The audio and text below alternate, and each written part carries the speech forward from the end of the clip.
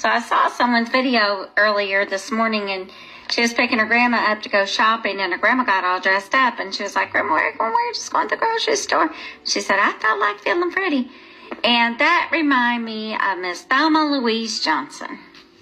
Now, Sister Johnson was one of the elders in my church, and she wanted me to take her uptown to run some errands, and we were going to the bank and to the store, and to the grocery store, and to, well, it could have still been the TGNY and a Piggly Wiggly. Well, anywho, that's unimportant. But Miss Johnson, when I got there to pick her up, she was all dressed up, even in purple lipstick.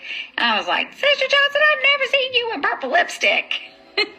And so Sister Johnson shared with me how, she had to dress up. She's like, well, when we go downtown, when we go uptown, we dress up, or else they're not going to take us serious. And she had stories and shared some examples. And, well, it just never occurred to me that you had to dress in a particular way to have people even give you the time of day. But this story would be reinforced over and over again as I got older and had more professional black friends, and would see the difference between how white people would show up at work and how black people would show up at work. And because white people think I'm them, whenever they first meet me, they often start talking about black people. And then when I call them out on it, they're like, oh, I didn't mean it that way. You took that out of context. But one of these kinds of conversations, or one of these times conversation about, how black people, dress up and, spend all their money on clothes and nails.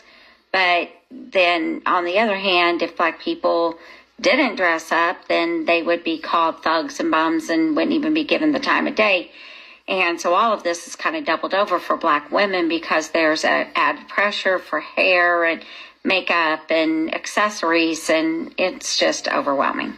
Now, that's not to say that the only reason black people dress up is because, they want to be taken seriously by white folks. That's not what I'm saying at all. But what I am saying is that there is a culture that allows for white people to dress any kind of way without the threat of being taken as less professional or less authentic, whereas our black counterparts, and often with more education and experience, if they came in to work looking like some of us come into work looking, well, they probably wouldn't even have a job long. And so this is how white privilege seeps into something that's seemingly so innocent as what we wear to work, because everyone doesn't have the privilege to just get up and go to work.